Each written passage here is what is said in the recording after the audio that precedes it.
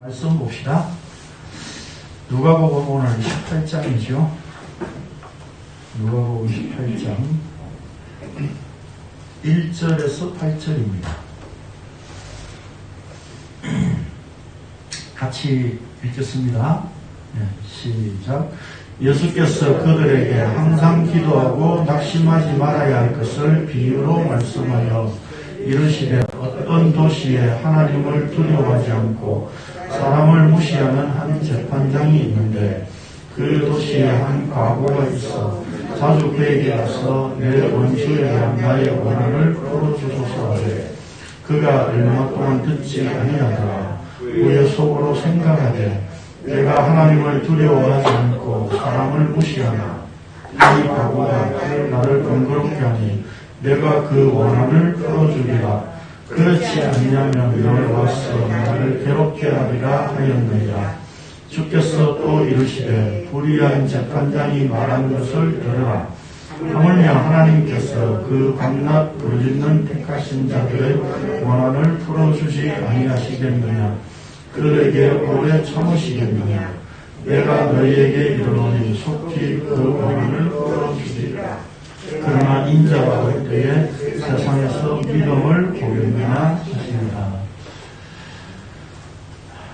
오늘 이 제목이 이제 재판장과 과부. 제가 이렇게 뭐뭐과 뭐뭐 이렇게 말할 때는 제가 항상 강조하고 또 초점을 가져야 하는 포인트는 항상 뒤에 있습니다.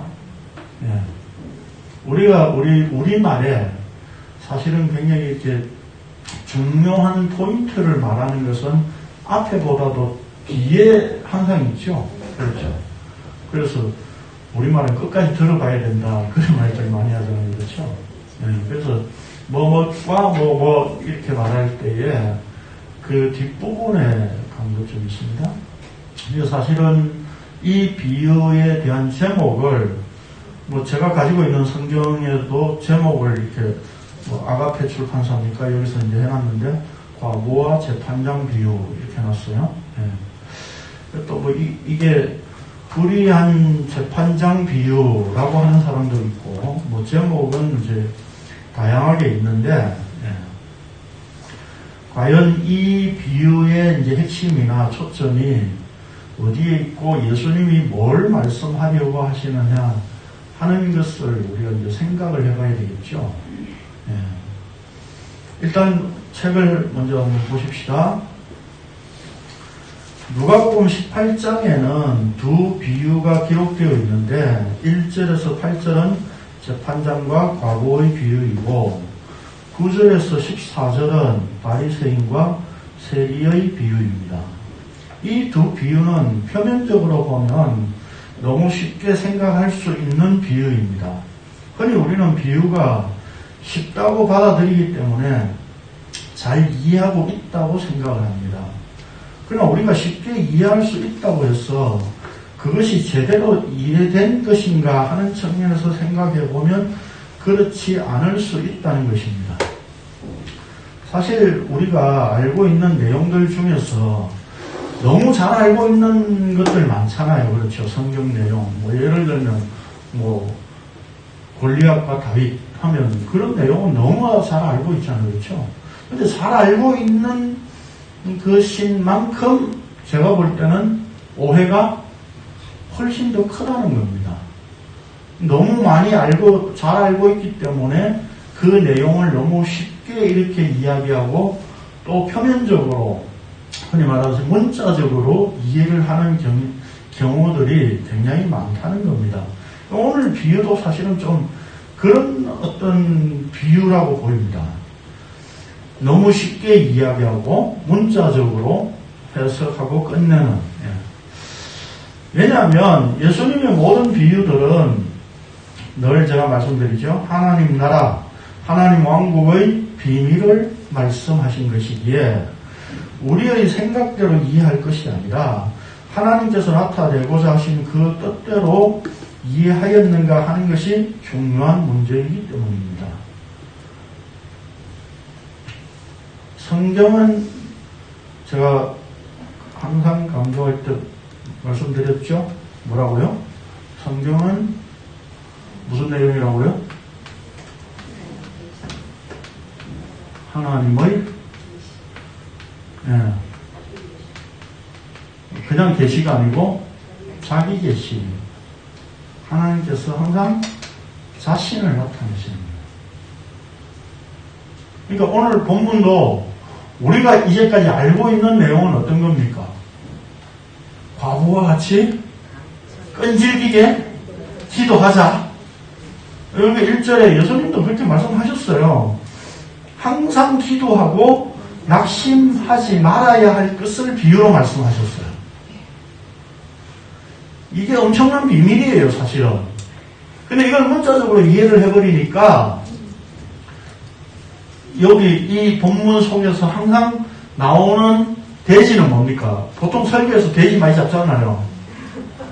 네, 첫째, 항상 기도할 것. 둘째, 낙심하지 말 것. 셋째, 낙심 안 하려면 이제 우리가 매주일 예배 빠지면 안 되기. 뭐 이런 거 이제 쭉 하잖아요. 그렇죠? 이걸 문자적으로 이제 보니까 이렇게 이해를 하는 거죠. 그런데 성경은 그러니까 우리의 어떤 기도를 우리의 행위에 초점이 맞추어져서 어떻게 기도를 할 것인가 하는 문제가 아니다 이 말입니다. 성경은 뭐라고요? 하나님의 자기 계시, 하나님 자신을 나타냅니다. 그러면 그 하나님을 어떤 하나님으로 우리가 이해할 수 있어요? 이거 여러분 항상 기본적으로 이렇게 머릿속에 이렇게 좀 가지고 계시면 좋을 것 같아요. 하나님 자신을 어떻게 나타내셨어요? 네?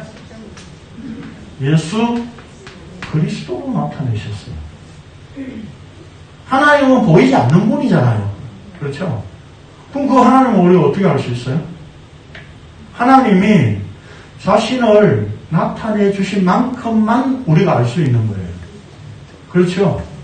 그런데 하나님 자신을 어떻게 나타내 주셨어요? 보이지 않는 분인데 말씀으로 나타내셨고 그 말씀이 육신으로 이 땅에 오셔서 가장 중요하고 가장 뭐랄까요? 최종적인 목적의 일이 뭐였습니까? 십자가였다 이 말입니다. 십자가였다 이 말입니다. 그래서 우리는 하나님의 자기 계시라고 하면 바로 예수 그리스도로 하나님 자신을 나타내셨고 그 예수 그리스도는 이 땅에 오신 목적은 십자가를 지시는 것이었다라고 합니다. 그런 면에서 십자가에서 하나님의 하나님 되심을 가장 잘 분명하게 알 수 있는 겁니다. 그런 점에서 모든 성경의 내용은 바로 예수 그리스도의 십자가를 증거하는 것이다 라고 하는 겁니다. 이걸 놓치시면 안 돼요. 그래서 그 하나님께서 자신을 십자가로 나타내셨는데 이 십자가가 비유에서는 뭐라고 이야기합니까? 비유에서는 천국이다. 이렇게 이야기를 하고 있는 거예요. 좀 더 좋은 말로는 하나님 왕국이다. 네. 하나님 왕국이 하나님만 주권을 가진 나라예요. 자, 그러면 봅시다. 하나님의 나라를 내가 어떻게 이해하고 받아들이느냐 하는 문제가 중요한 것이 아니라 하나님께서 자신의 나라를 어떤 나라로 나타내고 계시는가 하는 문제가 중요하다 이 말입니다. 그러니까 우리가 어떻게 이해하느냐 하는 게 중요한 게 아니라 성경에서 하나님 자신을 하나님 나라로 어떻게 나타내고 있느냐라고 하는 거예요.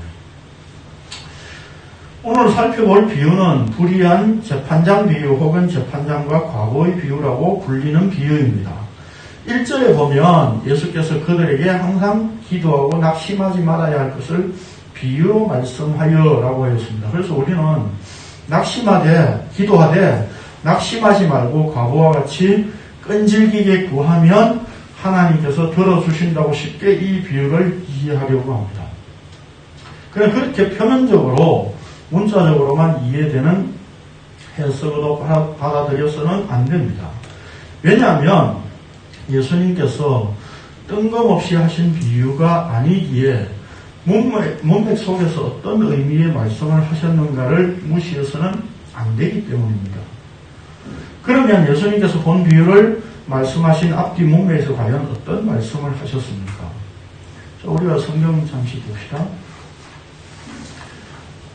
누가복음 우리가 지금 18장 1절부터 8절 봤잖아요. 그렇죠? 그러면 자,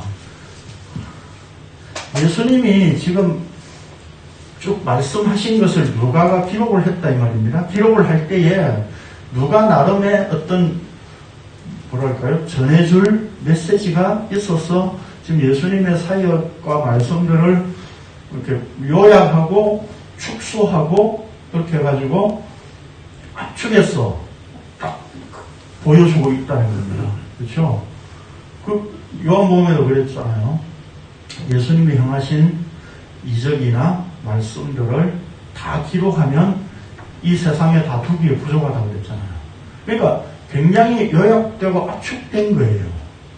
그러면 사건 하나하나, 말씀 하나하나 굉장히 우리는 중요한 내용으로 생각할 수밖에 없는 겁니다. 그러면 지금 우리가 누가복음 전체를 다 정리하면 좋겠지만 간단하게 자, 누가복음 18장 1절에서 8절이 이 비유를 말씀하고 있다면 그 앞에는 지금 뭡니까? 17장 20절부터 보면 17장 20절부터 맞죠? 17장 20절부터 37절까지입니까? 17장 끝에가? 37절까지. 네. 거기에 무슨 내용이 있어요? 하나님 나라가 가지고 있는 성경 제목 그대로 읽으시네. 네. 하나님 나라에 대해서 이야기를 하고 있는 거예요. 그렇죠? 그래서 여기에 하나님 나라를 지금 뭐라고 이야기합니까? 이 세대와 대조해서 말씀하고 있죠. 노아의 때, 롯의 때, 뭐 이렇게 이야기하면서. 그래서 여기에 예수님의 오심을 하나님 나라로 설명하고 있죠. 30절에 보면 인자가 나타나는 날에도 이러하리라. 그러니까 인자가 나타나는 날에도 노아의 때와 같이 먹고 마시고 롯의 때와 같이 방탕하고 하는 어떤 그런 세상이라는 거죠. 그때 예수님이 나타나신다는 거죠. 이 예수님의 오심이 지금 이 땅에 오신 일 때도 그랬고 다시 오실 때도 역시 그러할 거다 이 말입니다. 그래서 예수님의 다시 오심을 말씀하고 하나님 나라로 설명하고 있는 거죠. 그리고 이제 비유가 있습니다. 그리고 나서 그 다음에 9절부터는 무슨 내용입니까? 네. 18장 9절 이하에서는 바리새인과 세리의 비유가 나오죠. 이 비유에 대해서 다음 주에 할 거지만 이 비유의 결론은 어떻게 되어 있습니까? 14절에 보면 14절에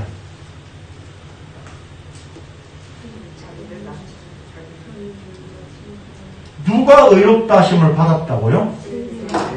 세리가 의롭다 하심을 받았다는 겁니다.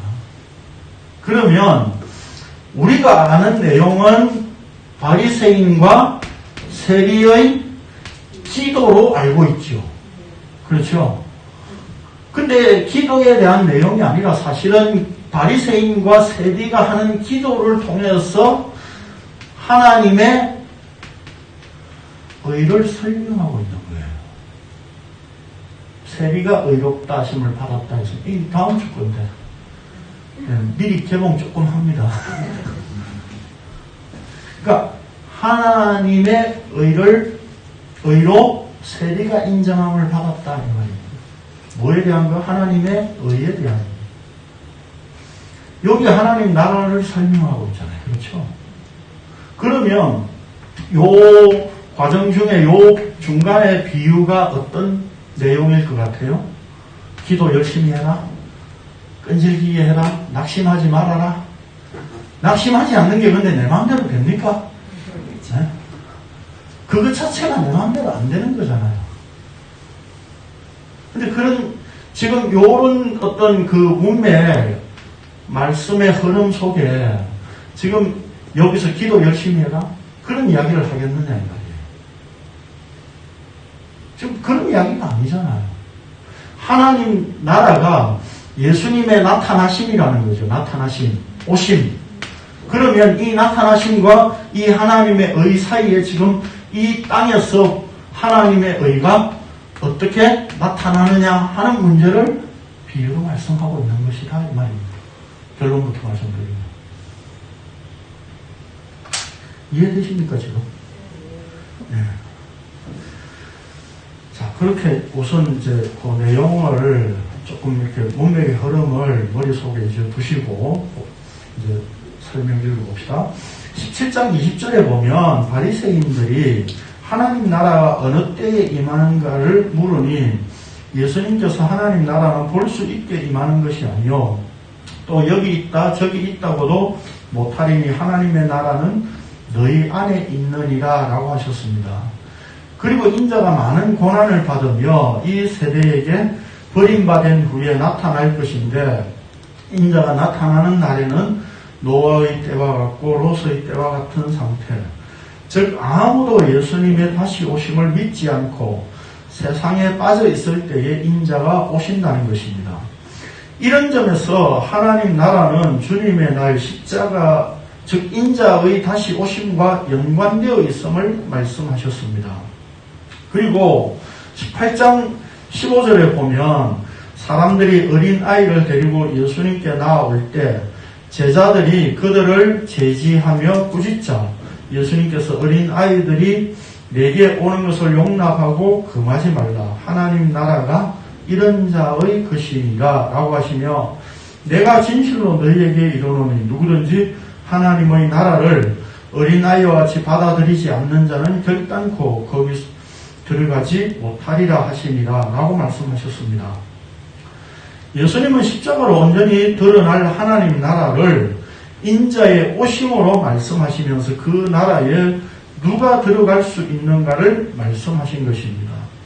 재판장과 과부의 비유, 바리새인과 세리의 비유는 바로 이러한 본문 가운데 위치하고 있습니다. 그렇다면 이 두 비유는 인자의 오심으로 말미암아 드러난 그 하나님 나라를 어떻게 이해하고 받아들이며 그 나라에 어떤 자가 들어갈 수 있는가를 말씀하신 비유라고 생각할 수 있습니다. 즉 어린아이와 같은 자가 들어간다는 것입니다. 본 비유의 동기는 명백합니다. 항상 기도하고 낙심하지 말아야 할 것을 비유로 말씀하셨습니다. 그렇다면 이 말씀의 의미가 무엇입니까? 앞에서 살펴본 것처럼 예수님께서 하나님 나라에 대해서 말씀하시다가 뜬금없이 너희들이 기도를 하되 낙심하지 말고 끈질기게 계속 과거와 같이 이런 식으로 기도해야 하나님께서 응답해 주신다고 말씀하셨겠는가 하는 것입니다. 결코 그렇지 않다는 겁니다. 그냥 기도하라는 말씀이 아닙니다. 그러면 우리가 이 말씀을 이해하기 위해 그 다음 예수님께서 말씀하신 비유의 내용을 구체적으로 살펴볼 필요성이 있습니다. 어떤 도시에 하나님을 두려워하지 않고 사람을 무시하는 한 재판장이 있는데 그 도시에 한 과부가 있어 자주 그에게 가서 내 원수에 대한 나의 원한을 풀어주소서라고 말씀하고 있습니다. 과부의 요청이 이제 뭡니까? 과부의 요청이 내 원수에 대한 원한이죠. 네. 여기서 원수라고 하는 말은 헬라어로 안티디코스라고 하는 말인데 안티라고 하는 말은 요즘 안티 기독교 많이 들어보셨죠? 그 안티의 뜻입니다. 반대한다, 대신한다, 뭐 이런 말입니다.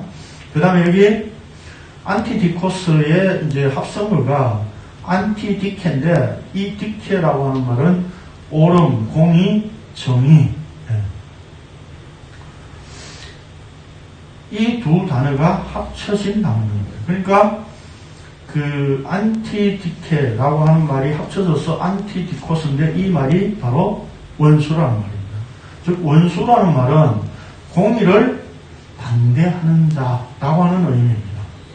그리고 여기 원한이라고 하는 말은 에크디케오인데, 에크는 뭐뭐로부터라고 합니다. 뭐뭐로부터. 에클레시아 할 때 에크 앞에 붙어 있죠. 그게 뭐뭐로부터 이 말입니다. 그러니까 에클레시아도 에크클레시아라고 하는 말은 뭐뭐로부터 불러내었다 이런 뜻이죠. 그러니까 뭐뭐로부터와 그 다음에 디케, 옳음, 공의, 정의, 이 합성어입니다. 즉 원한을 푼다는 것은, 그러니까 여기 에크디케니까 그 말 자체를 풀이하면 뭡니까? 공의, 정의가 밖으로 이렇게 드러나도록 한다는 뜻이죠. 원한을 푼다는 것은 공의를 밖으로 드러내는 것을 의미합니다. 그러니까 하나님의 의를 이렇게 숨기고 이렇게 그냥 가리고 있으면 그냥 세상 자체는 뭡니까?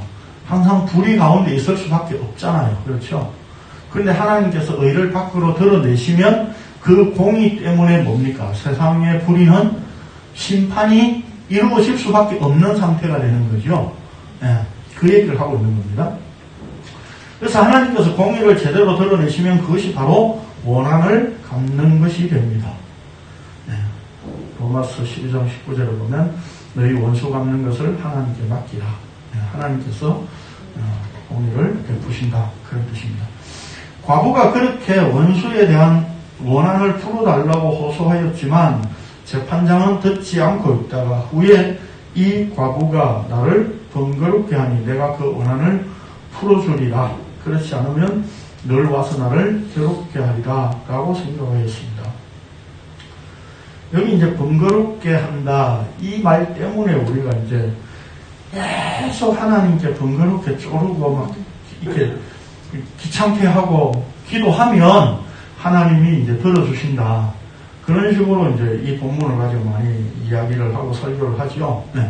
여기 번거롭게 하고 괴롭게 한다는 말은 헬라어로 휘포피아조입니다. 이 말을 직역을 하면 눈밑을 계속 때린다는 말이에요. 눈밑을 계속 때린다는 말은 무슨 의미가 있겠어요? 왜 볼 걸 안 보냐 이 말입니다. 볼 걸 제대로 봐라 이 말입니다. 우리말에 눈에 밟힌다는 말도 있고 또 잊혀지 않고 눈에 선하여 사라지지 않는다는 뜻도 있는데 또 눈에 가시 같다라고 하는 말이 있죠. 우리말에도 바로 그런 의미가 이렇게 종합된 뜻이라 이렇게 생각을 하시면 되겠습니다. 이 두 가지 의미로 이해할 수 있는 말입니다. 과부가 계속 요청함으로 재판장에게는 눈에 가시 같은 존재로 눈에 선하여 잊혀지지 않는 그런 존재이기에 그 요청대로 들어준다는 것입니다. 과부가 이렇게 요청한 것에는 어떤 의미가 담겨 있느냐, 이제 우리가 그걸 살펴봐야 됩니다. 과부가 왜 이렇게 하느냐는 말입니다. 과부의 원수는 단순히 개인적인 원수 관계에 있는 자가 아니라 하나님의 공의가 드러나는 것을 거부하는 자이고, 과부가 풀어달라는 원한은 개인적인 원한이 아니라 하나님의 의가 온전히 드러나기를 구하는 것을 의미합니다. 그러니까 이 과부가 지금 원수로 인하여서 어떤 부당한 대우를 받고 있다는 거예요. 그럼 그 원수는 어떤 과부의 개인적인 원수가 아니라 하나님의 공의가 드러나면 이 원수는 자동적으로 처리될 거다라고 생각을 한다는 겁니다. 그런 점에서 과부가 지금 원한을 풀어달라라고 하는 말은 하나님의 공의가 공의답게 드러났으면 좋겠습니다. 이 요구라는 겁니다. 이해되셨죠? 네. 이 지금 잘 따라오셔야 됩니다. 지금 잘 이해하셔야 돼요. 지금 오늘 본문이 어떻게 보면 굉장히 어렵습니다. 네. 자, 다시 말해서 과부는 개인적인 원수, 개인적인 원한을 하나님께서 처리해 달라고 기도하는 것이 아니라 하나님의 원수, 하나님의 공의가 제대로 드러나기를 구하고 있습니다.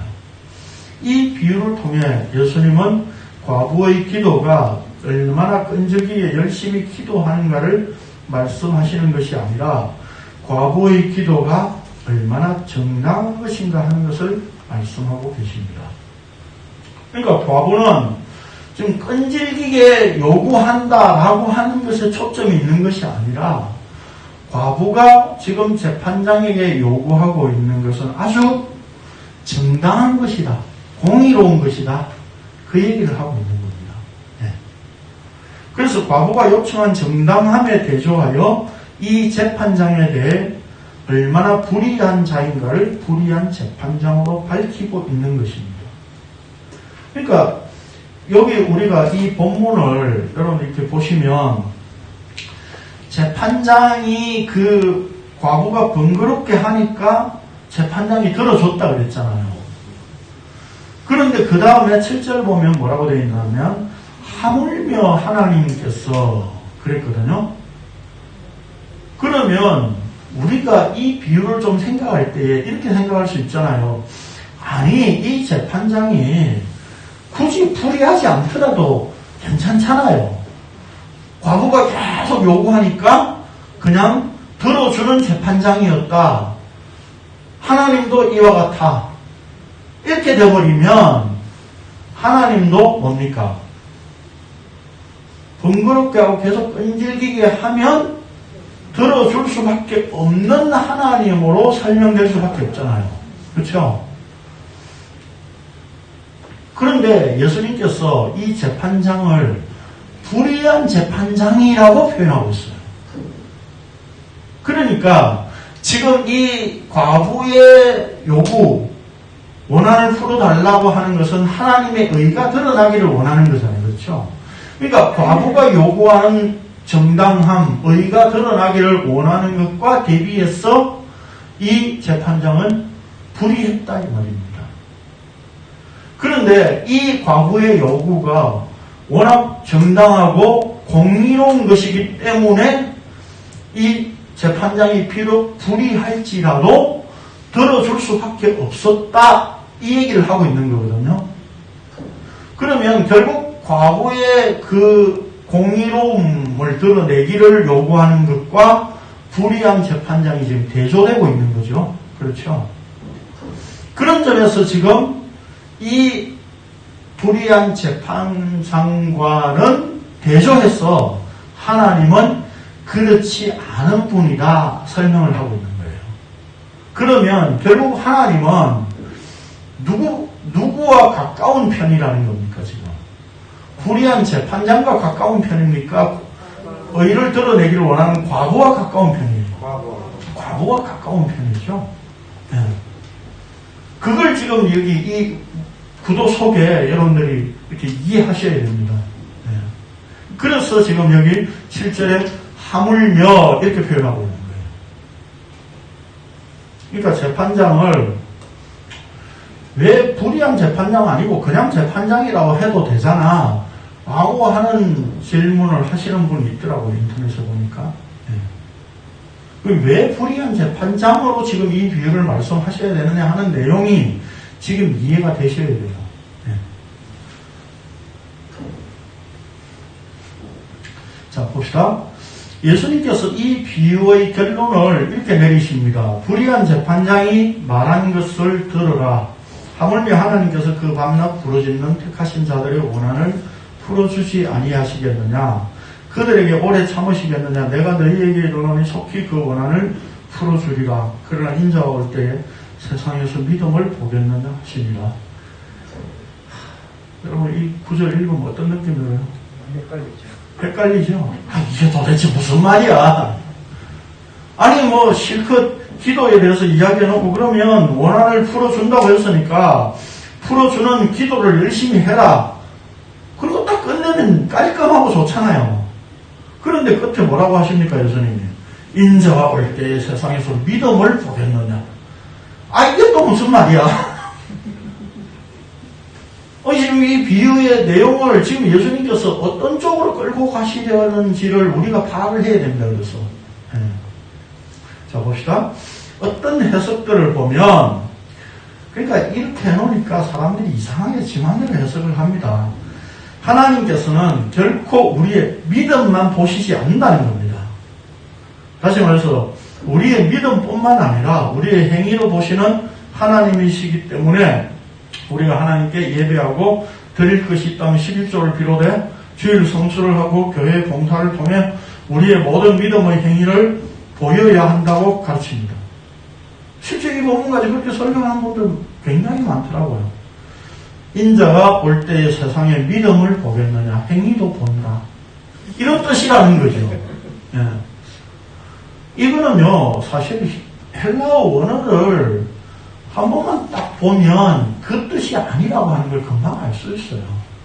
근데 우리 성경만 가지고, 번역된 것만 가지고, 그냥 막 제가 하고 싶은 대로, 우리가 봉사하고 교회 열심히 이렇게 생활하는 걸 하나님이 얼마나 기뻐하시겠어. 그러니까 믿음만 보는 게 아니라 우리의 행위도 나타나야 돼. 이렇게 이야기를 한다, 이 말입니다. 그러나 이 말씀을 조금 더 면밀하게 살펴보면 결코 그런 의미의 말씀이 아니라는 것을 알 수 있습니다. 이 말씀은 하나님께서 우리의 믿음만 보시는 것이 아니라 행위도 보신다는 뜻이 아니라 본문을 풀어보면 인자가 올 때에 세상에서 그 믿음을 발견할 수 있겠느냐 라고 하는 말입니다.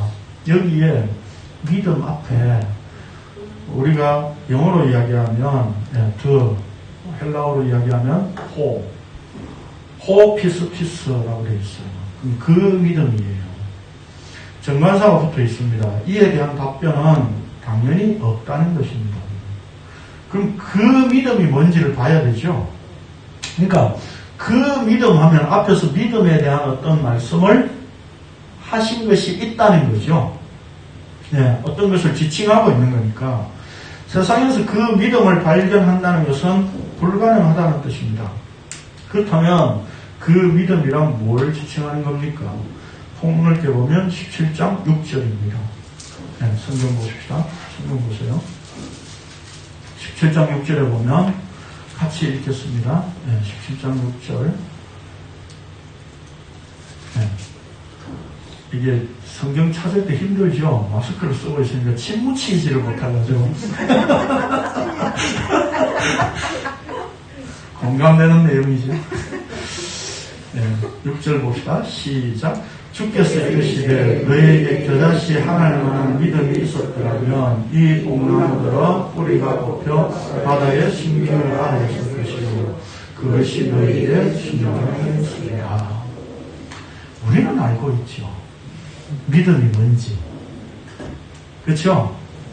믿음이 우리가 알고 있죠. 결론이 뭡니까? 믿음은 예수 그리스도죠. 그러면 여기서 말하는 믿음이 겨자씨 하나일 만한 믿음이 있으면 뽕나무 들어 뿌리가 뽑혀 바다에 심기우라 해도 그대로 된다는 거죠.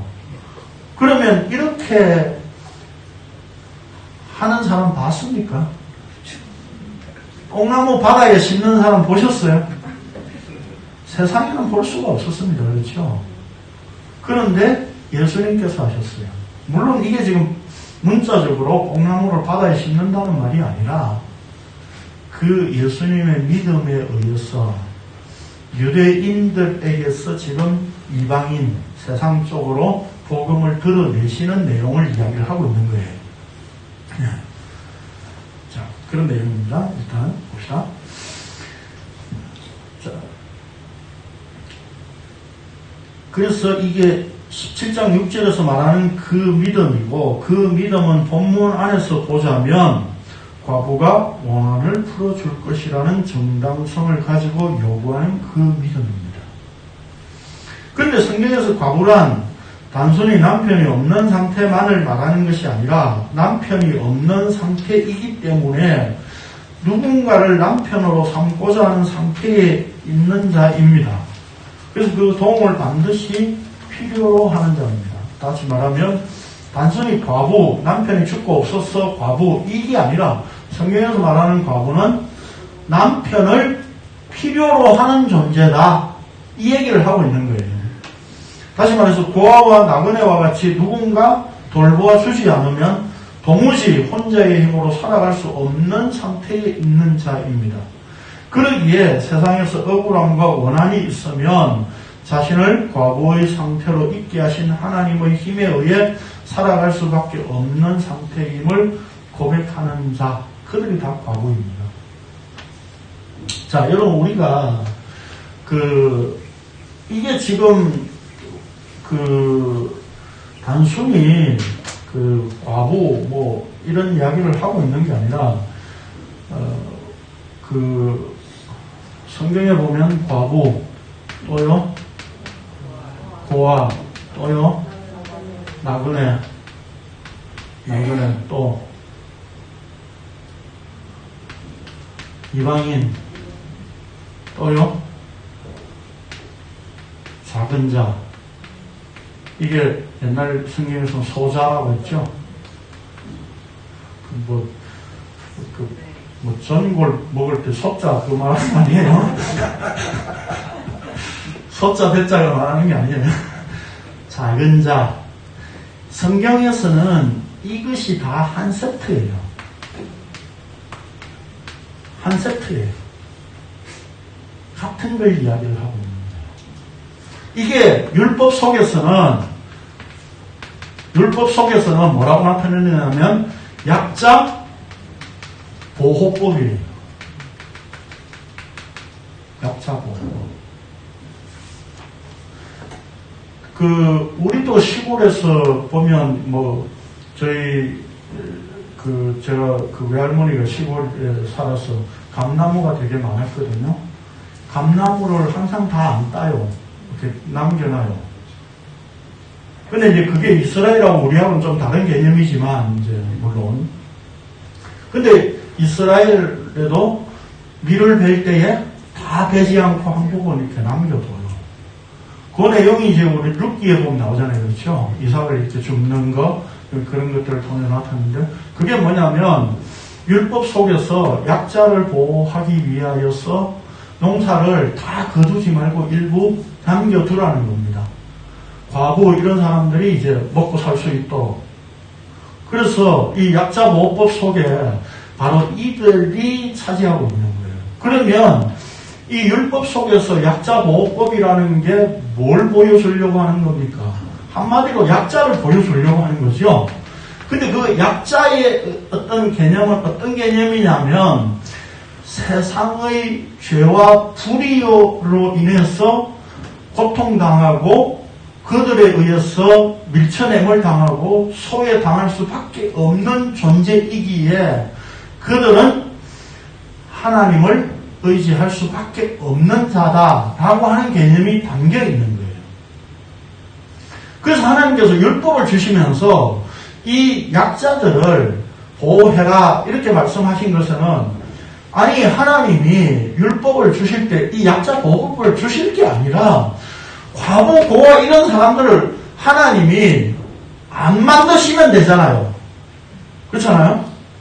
과부 안 되게 만드시고 고아 안 되게 만드시면 되잖아요. 그러면 결국 약자 보호법을 주셨다는 것은 결국 이들을 누가 만드신다는 이야기입니까? 하나님이 만드시는 거예요. 가나안 땅에 들어가도 과부 있고 고아 있고 나그네 있고 이방인 있고 다 이렇게 있다는 겁니다. 하나님이 이들을 만드신다는 거예요. 왜요? 그 약자들을 통해서 뭘 알으라는 겁니까? 이 약자들을 통해서 그러니까 이게 출애굽할 때에 주신 율법이잖아요. 그렇죠? 이들을 통해서 바로 누구? 이스라엘. 이스라엘 너희들이 애굽에 있을 때 나그네였고 고아와 같은 존재였고 과부와 같은 존재였고 이방인 같은 그런 존재였잖아 이 말이에요. 그럼 하나님께서 이들을 가나안 땅 안에 이렇게 두셔가지고 이들을 통해서 누구를 알아낸 겁니다. 우리 자신이 어떻게 하나님의 구원의 은혜를 입었는가를 알아라. 이 얘기를 하고 있는 거예요. 그게 율법 속에 담겨있는 의미예요. 그러면 결국 이 율법이 누구를 보여주고 있는 겁니까? 예수 그리스도를 설명하고 보여주고 있는 거예요. 그러면 하나님의 언약은 어디에 있는 겁니까? 바로 진짜 이스라엘신 예수 그리스도 안에서 보여주는 그 하나님의 언약은 바로 어디에 있는 겁니까? 약자예요. 약자. 다른 말로 하면 예수님이 이 땅에 약자로 오셨다는 거예요. 예수님이 과부로 오셨고 고아로 오셨고 나그네로 오셨고 이방인으로 오셨고 작은 자로 오셨다는 겁니다. 그래서 엘리 엘리 라마 사박다니 라고 하는 말씀은 무슨 뜻이에요? 하나님 어찌하여 나를 버리셨나이까? 하나님 아버지께서 예수님을 버리셔서 십자가에 내던지셔서 버리셔서 고아와 같은 상태로 십자가에 매달으셨던 거예요. 그러면 여기 지금 이 본문에서 과부는 지금 누구를 보여주려고 하는 거예요? 예수님을 보여주려고 하는 거죠. 이 과부를 통해서 바로 예수님을 보여주고 설명한다 이 말입니다. 그래서 예수님이 뭐라고 이야기하는 겁니까? 네? 하나님의 공의를 드러내 주십시오. 하나님의 공의를 드러낸다는 건 뭡니까? 원수를 처리한다는 거죠. 원수가 안 난다는 이야기. 그러면 결국 이 내용은 무슨 이야기를 하고 있는 겁니까? 이 비유를 통해서 예수님께서 십자가 달리신 그 내용을 우리에게 설명하고 보여주고 있는 거예요. 이해되십니까? 과부가 원한을 풀어주소서라고 하는 말은 바로 예수님께서 십자가상에서 하나님의 의를 드러내시고 심판해 주십시오. 그 요구와 같은 거다 이 말입니다.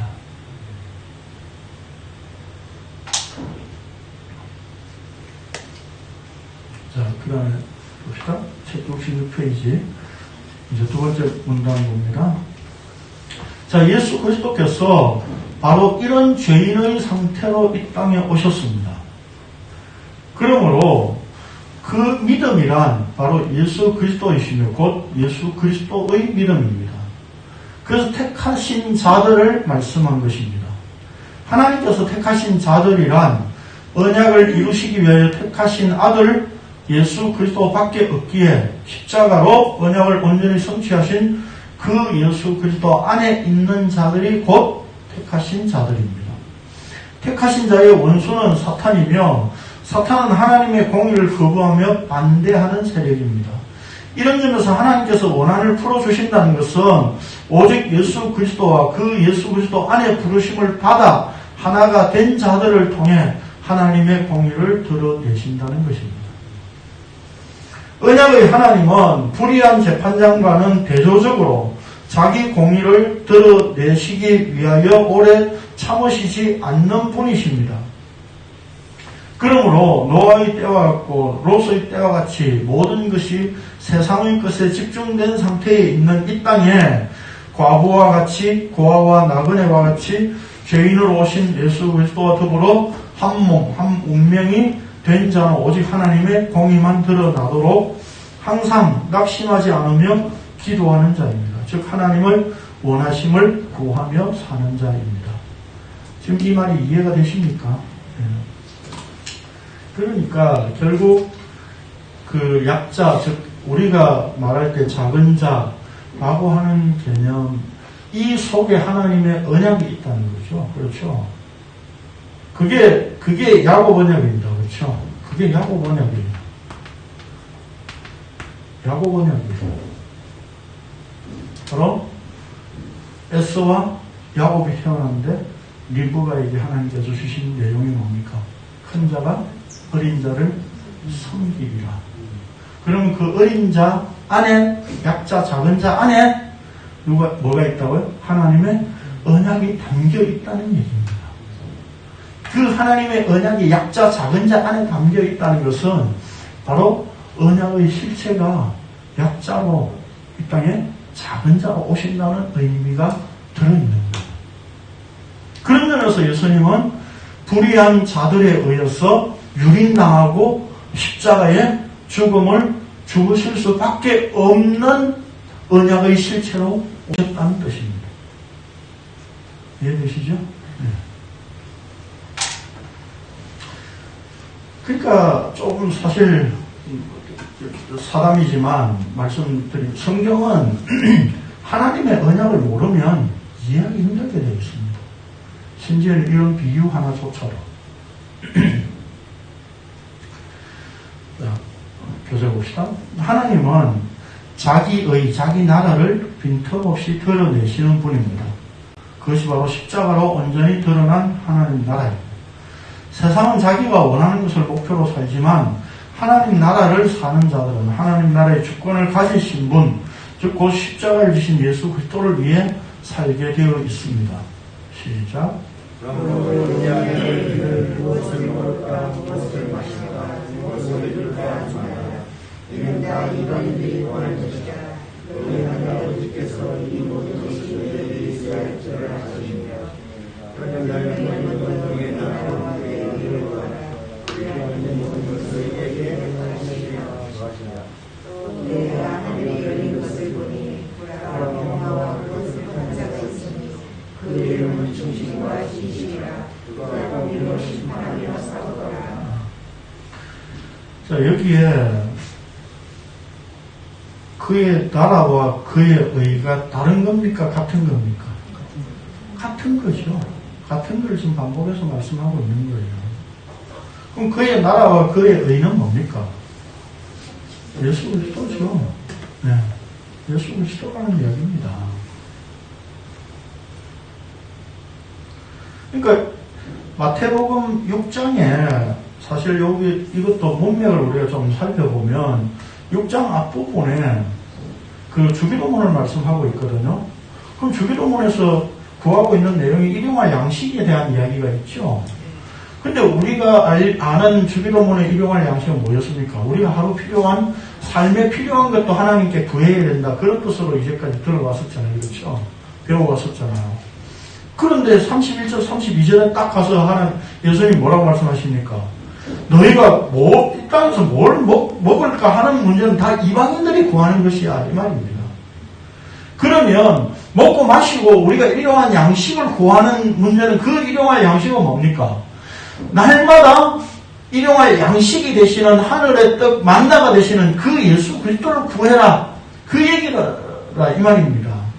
그래서 결국 여기 33절에서 그의 나라와 그의 의를 구하라 이렇게 이야기하고 있는 거예요. 그러면 그의 나라와 그의 의는 바로 십자가를 통해서 온전히 드러내실 그 나라와 그 하나님의 의를 말하고 있는 거예요. 이 하나님의 의를 드러내시는 믿음이 과부의 믿음이었고 바로 예수 그리스도 그분이 바로 믿음으로 이것을 드러내신 거예요. 자, 그래서 여기에 하나님의 공의가 드러나는 심판이 반드시 있을 것이다. 계시록에서 표현하고 있는 겁니다.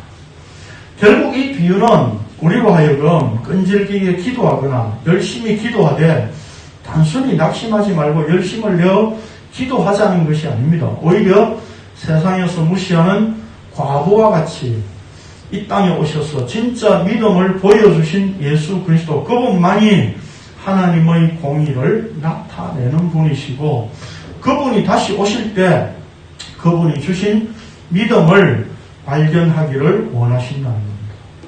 그러면 이 땅에 세상에 그 믿음을 보겠느냐라고 했을 때 그 믿음은 결국 어디에 있을 때 가능한 겁니까? 예수 그리스도와 더불어 함께 십자가에 죽은 존재. 그래서 그분과 하나 된 자들에게는 바로 그 믿음을 보신다는 겁니다. 그 믿음은 누구의 믿음입니까? 바로 예수 그리스도의 믿음이죠. 내 믿음이 아니라. 내가 무슨 행위로 이렇게 나타내는 믿음을 말하는 게 아니라 내 안에 예수 그리스도의 믿음이 있느냐 그거 보신다는 겁니다. 그걸 찾으시겠다는 거예요. 다시 말하면 하나님이 예수 그리스도로 다시 오셔서 이 땅에 다시 오시면 너 전도 얼마나 했어? 주일 성수 잘했어? 11조 뭐 체크해가지고 이달 빠졌네. 뭐 이거 지금 체크하는 게 그게 심판이 아니고 내 믿음 내놔봐 이 말이에요. 내 믿음 내놔봐.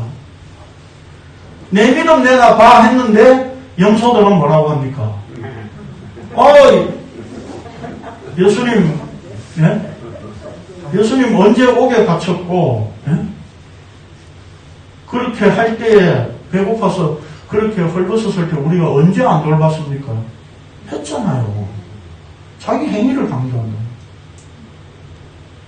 근데 양들은 뭐라고 그럽니까? 언제 주님 옥에 갇힌 적 계셨습니까? 자기가 한 것을 기억을 못하는 거예요. 자기가 한 게 없다는 얘기입니다. 다른 말로 하면. 그래서 그들에게는 꺼내놓을 게 자기 행위가 아니라 예수 그리스도의 믿음밖에 없다는 이야기입니다.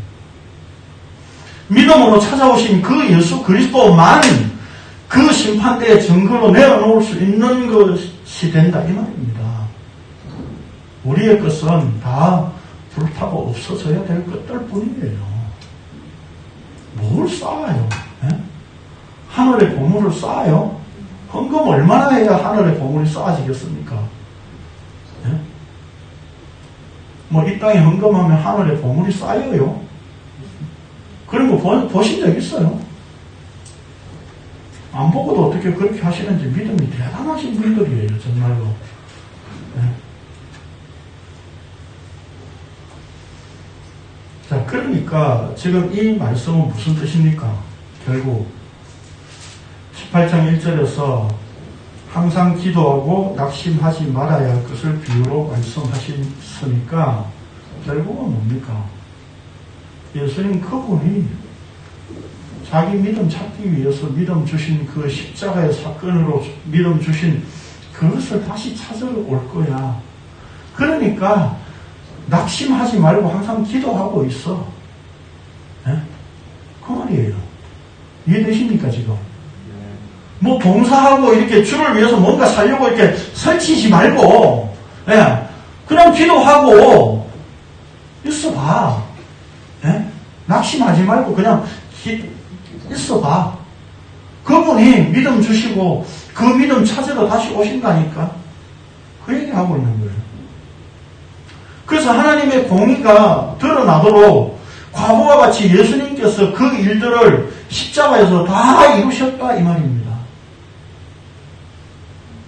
그런데 내가 하나님 억울합니다. 나 김 집사한테 내가 자존심 상해 이런 말 듣고 살아야 됩니까? 그래서 자기 원수 갚아달라고 기도하는 그런 거하고는 차원이 다른 이야기예요 지금. 네?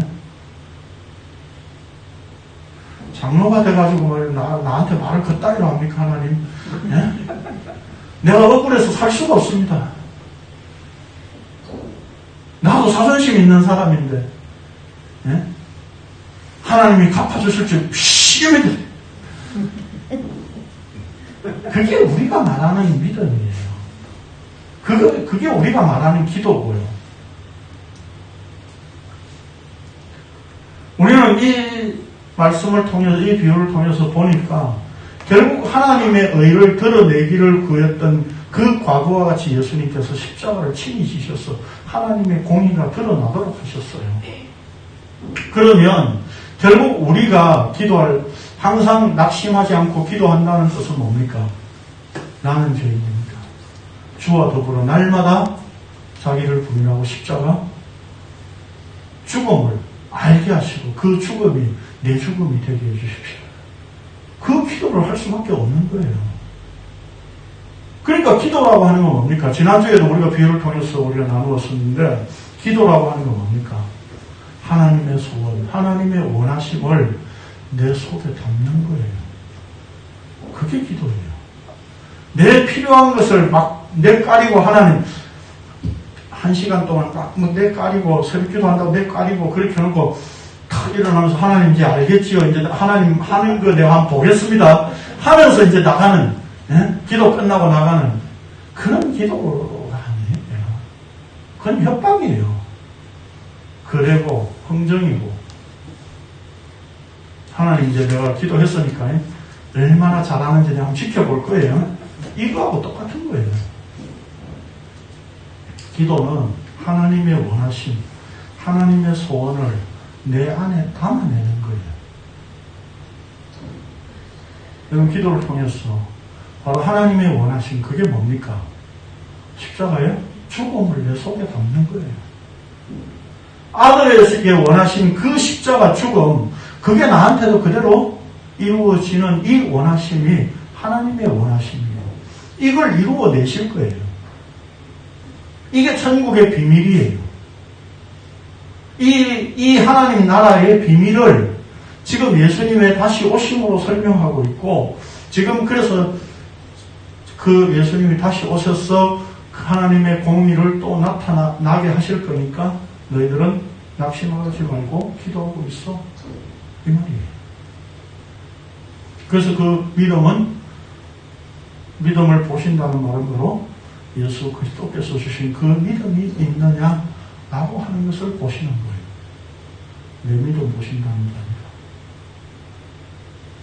그러니까 이 비유를 통해서 우리가 뭐 끈질긴 기도를 하자, 우리가 기도의 방법이 이렇다 저렇다, 그런 이야기를 할 내용이 아니에요.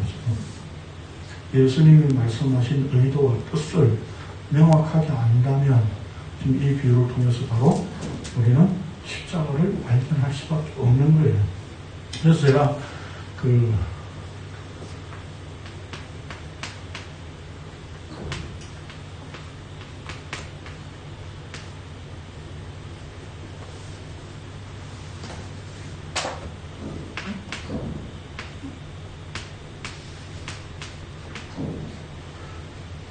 이렇게 놨어요. 카톡에. 보셨어요? 이게 뭔지 이해하십니까? 날마다 자기 부인과 십자가 죽음이에요. 아무도 안 물어보던데 우리 아들이 한번 물어보더라고. 아빠 이게 무슨 암호냐고. 날마다 자기 부인과 십자가 죽음이에요. 그게 내 속에 날마다 담아져야 됩니다. 그것 때문에 그냥 카톡에 제가 이렇게 해놨는데, 카톡에 해놨다고 이것이 내 속에 늘 나오는 게 아니잖아요. 내가 살아있음을 나타내고 싶고, 한 달 넘게 이사하면서 입술이 부러뜨고 막 이 혓바닥이 이렇게 갈라져가지고 음식 먹기가 좀 힘든 때가 있었습니다. 이제 다 나았는데, 이거 누구 좀 알아줬으면 좋겠다는 생각이 들더라고요. 그게 인간이라고요. 내가 행한 그게 전부 죄밖에 없는데도 불구하고 나는 뭔가를 했다는 것으로 인해서 다른 사람이 알아주기를 원하는 이게 죄성이라고요. 그래서 날마다 자기를 부인하고 십자가에 죽는 이 죽음이 내 속에 날마다 담겨지도록 항상 기도할 수밖에 없는 존재구나 라고 하는 것을 오늘 이 비유를 통해서 확인할 수 있기를 바랍니다. 기도하겠습니다. 그리고 하신 주님 감사합니다. 오늘도 예수님께서 말씀하신 비유를 우리가 문자적으로 그냥 거달기식으로 알아먹은 것이 아니라 예수님께서 말씀하신 의도를 성경 내용 전체를 통해서 이해할 수 있도록 깨닫게 하신 그 하나님의 은혜를 생각하니 참으로 감사합니다. 이 비유를 통해서 우리가 뭘 해야 되는 것이 아니라 예수님께서 이루신 십자가를 확인할 수 있음에 감사를 드리고 그 십자가의 죽음을 내 속에 날마다 담아지는 기도가 나오는 저희들 되게 하여 주옵소서. 예수님의 이름으로 기도합니다. 아멘.